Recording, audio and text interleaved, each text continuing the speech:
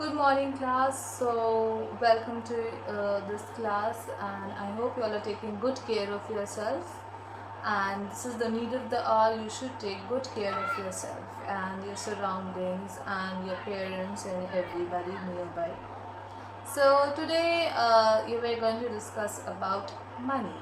So, money is a very common topic.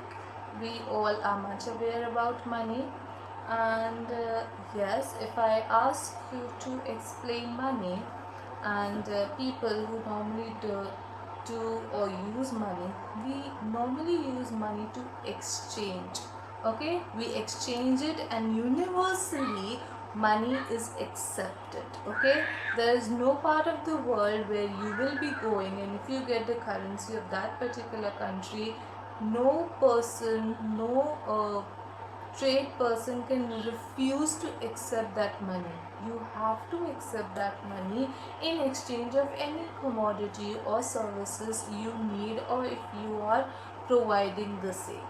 So it is a instrument of exchange. Definitely when you talk about money, it's an instrument. Okay, be it in form of coins, paper, alloy money, or plastic money, which we nowadays we very commonly use credit cards and etc. So it is an age-old history of how money was actually invented and why was this instrument being started, being in so much in vogue. Why are we using money? Because initially people used to live in very conservative places. There was not so much of population, so there was no need of creating an instrument as such, money, into the figure. But later on, when people started trading, when commerce and economics came into the picture, then people started increasing the want of something which can actually give a value to particular things.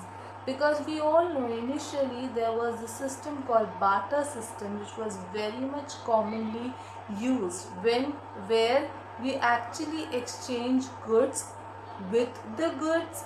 Okay, but later on there were very much so many drawbacks, which will definitely will be discussing the drawbacks of the same system. But yes, that gave a rise to the need of creating something. So people started creating coins.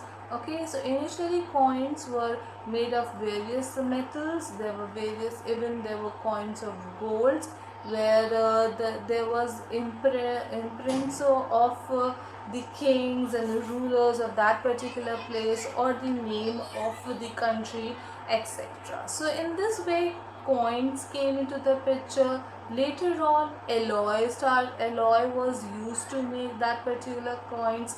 Then more further there was paper money introduced on a large scale. You go in any hook and corner of the world, you will definitely find paper money, which is normally used to exchange, which is commonly accepted also worldwide. And the last, in this present situation, in the present world, in this present generation, you will normally see plastic money, which is really getting very common. And people from the villages also come up, and they have their cards where they use ATMs to withdraw money and etc. So people nowadays don't carry a lot of money, but they'll definitely have plastic money. So in that way, money is an instrument of exchange. And if you want to define money, money is what money does. It exchanges and gives more value to it.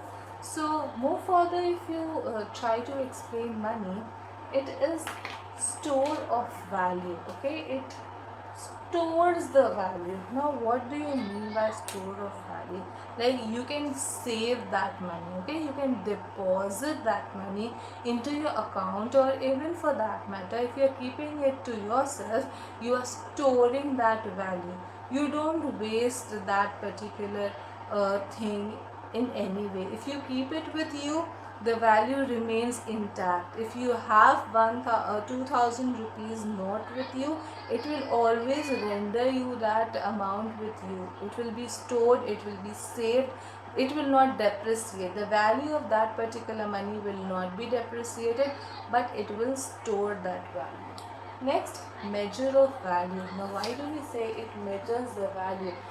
For example, if I say a particular pen is of 10 rupees, so this pen is given the value only because of the money. If you are quoting it with rupees 10 and that is giving the value, you can measure the value of this particular object, or for that matter any other object. It will give you a value for the same. Unlike what used to happen previously, there was no money value to anything, so people used to exchange goods with the goods, and that created a lot of havoc, because there were few things which were highly quoted, which you could exchange it with different stuffs, but things which were not available, so then the value was quoted definitely wrong. There was no value quotation or standards to that particular thing.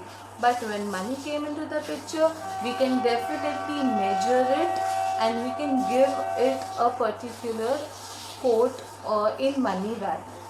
Next is standards of deferred payment. What is deferred payment? That if you promise that you're going to pay this particular amount in the future date, so that amount is fixed for the future date, rather than when you go back date, when you go previously, when there was no such system, when there was no such instrument, people used to only go with promises. But of course, promises can be broken, and same happens with people. They were not paid in the future, but when it comes to money, and when we exchange such type of instrument, there is a fixed promise of paying so and so amount in the future. So of course money has given a lot of things, that it has store of value, it measures of value because it values a lot of commodities, or even for that matter services, and it plays a standard of deferred payment. It plays a basis for standard of payments. Of course, when we talk about money, we have to talk about the barter system. Okay, as previously also discussed, what is barter system? Exchange of goods with the goods, or the exchange of commodities with the commodities, is barter system. When you take a sack of rice, when you exchange it with a sack of sugar, that is barter system. Okay, and this system was whole and soul of all the previous civilization. They didn't have any instrument as such, coins, paper notes, etc. They used to only exchange goods with goods. Now what happens, though, slowly and steadily there came commodities. What are commodities? They are manufactured goods. So that happened, and people started exchanging commodities with commodities. So it's just an advanced step of barter system.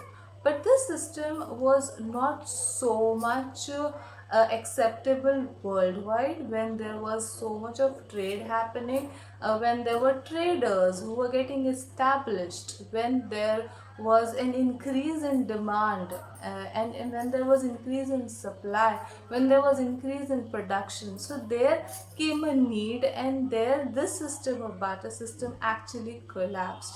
And there are various reasons for this collapse.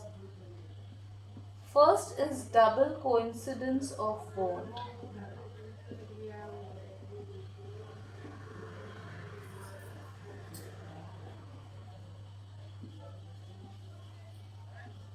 If there is a cloth seller and he is in need of rice, but the person who is near to him is also a cloth seller.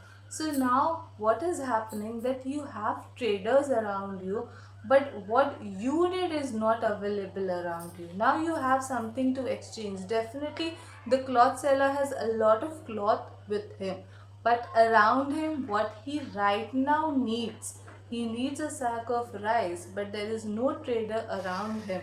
So now what is happening, that the cloth seller has the willingness to give the cloth. He has the cloth in abundance. He can pay as much of cloth he wants, but he is not getting a proper channel of that exchange.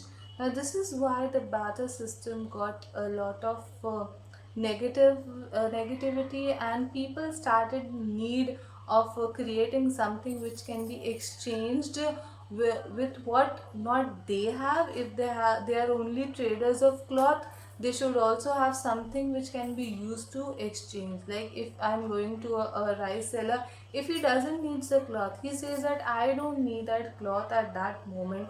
So what will happen, that the rice seller will refuse. At that point the rice seller will also refuse that I am not supposed to give you rice because right now I don't need the cloth. So even that was hampering the whole system, and there the need for creating some instrument which could be possibly used for exchange started need. So this was something which affected the barter system. Also, value of commodities. There was no value, proper value of the commodity. Just I said, like when this pen is for 10 rupees, okay. So when earlier people used to exchange things like, say for example, a cloth. Now if you're telling 2 meter cloth for 2 kg rice, okay, so is it a proper valuation of that particular product? The cloth is of finest quality, but the rice isn't, right? So here you see that in the barter system, the value of the commodity is not as appropriate as it should be, because the cloth can be of high quality and the rice can be of really really low quality. So here even the barter system fails to give proper valuation to various commodities.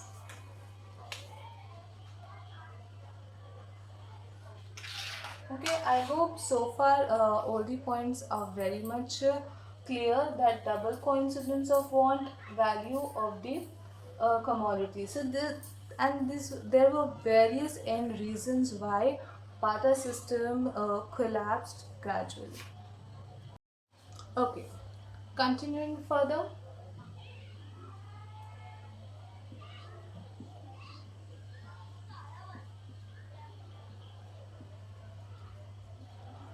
In the barter system, there was a very much difficulty of future payments, because people who used to exchange things with the things, or you can say goods with the goods, they were not so much into instruments. Okay, they didn't fix any amount, they didn't fix any value, there was no commodity as such, so there was no promise of paying so and so quantity in the future date. They used to randomly pick things and go in for the exchange. As today, if you give a monetary value to a particular product, you have to pay that particular amount which is printed on the same.